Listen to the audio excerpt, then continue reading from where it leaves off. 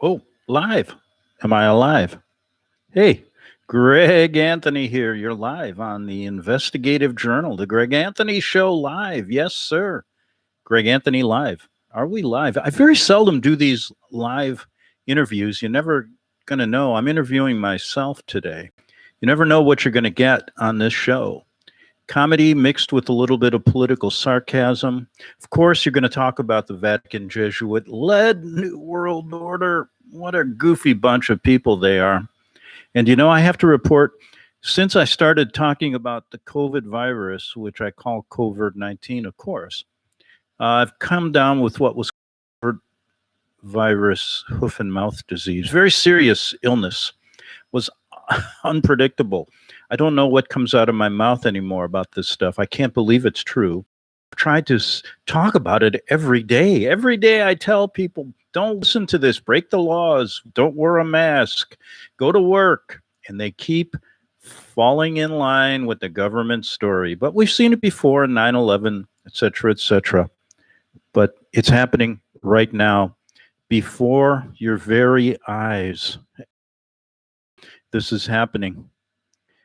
Not only do I have the COVID virus hoof and mouth disease, my mind, body, and soul has been taken over by Bill Gates. He's so powerful.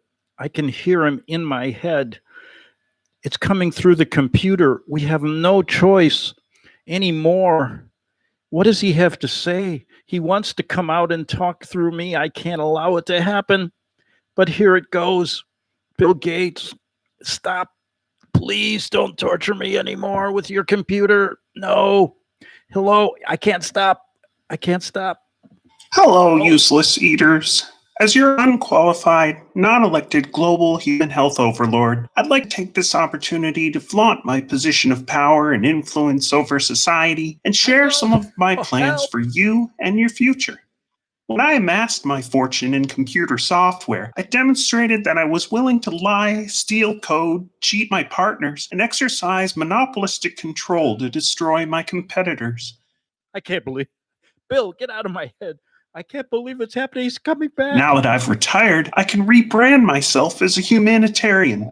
With For-Profit Foundation masquerading as a charity, I can advocate for population reduction and sponsor mass human experiments with unproven vaccines in vulnerable populations. Like my father, a powerful banker, eugenicist, and Rockefeller crony himself, it's always been my ambition to decide who lives and, more importantly, how many have to die. Am I going to die, Bill? Oh my God. I know I shouldn't be listening to this computer playing with it all these years. Look at what he's done to me. Whether it's under the guise of climate change or world health, it's really all about controlling and culling the human herd for fun and profit. In November of last year, I hosted Event 201, a war game simulation of a global pandemic. Leaders from private corporations, global banks, governments, and the media got together to strategize ways they could align in lockstep when responding to a worldwide health crisis. Oh, I think I got a minute here. He stopped for a second. I think he's going to the bathroom. Wait. Oh, no, he's using a coordinated campaign of fear-mongering, intimidation, social shaming, and economic blackmail, we realized that we could get around dangerous philosophies like individual liberty and national sovereignty. With an obedient population, we would be free to implement our own top-down solutions. Is this happening to anybody else? Does anybody else have this problem? Please contact me at gregbeacon@gmail.com. I am going insane. Finally, the COVID hoof and mouth disease. Now Bill Gates in my head. He keeps talking through me. I can't forced quarantines, social distancing, contact tracing, and mandatory testing as a means to seize technocratic control of society. Now imagine my excitement when we had the opportunity to declare our own global pandemic. It was my chance to look like the Nostradamus of public health and to position myself and business partners like Dr. Fauci as the de facto authorities on response and solutions. Through exaggerated doomsday scenarios and computer simulations, our petty control freaks instituted harsh rules and draconian lockdowns. Even after our dire predictions proved false, scared and well-meaning people continued to submit to the arbitrary and foolish demands of their so-called leaders. Having achieved global lockdown and medical martial law, we will continue to hold hostage your ability to congregate, work, travel, or do just about anything until we're prepared to roll out our bigger plan. What is the bigger plan, Bill? Please, I've been telling you people, this is what's going to happen to all of us. We're not going to have any mind, body, or soul. The Vatican Jesuit New World Order has taken mine after all these years of working against it. Look at what they're doing. I can't stop Bill Gates from talking in my mind. I'd like to call this Pandemic 1, because believe me, we have others in the works. Our final solution is to have you begging for us to vaccinate, tag, and digitally track each one of you like livestock. Not only will my foundation enjoy legal immunity and trillions in profits, but these mandatory experimental vaccines will move us so much further down the road to absolute centralized global control. If only my good friend Jeffrey Epstein had been here to celebrate with me aboard the Lolita Express. So remember, global citizens, this will end when I say it ends. Could be a year, maybe 2 years, maybe never. I guarantee that if we have our way, it will be at least until you're not able to do anything to stop it. Just surrender your personal freedom and common sense to our fear merchants in government and the media, because none of this works unless you all go along with it.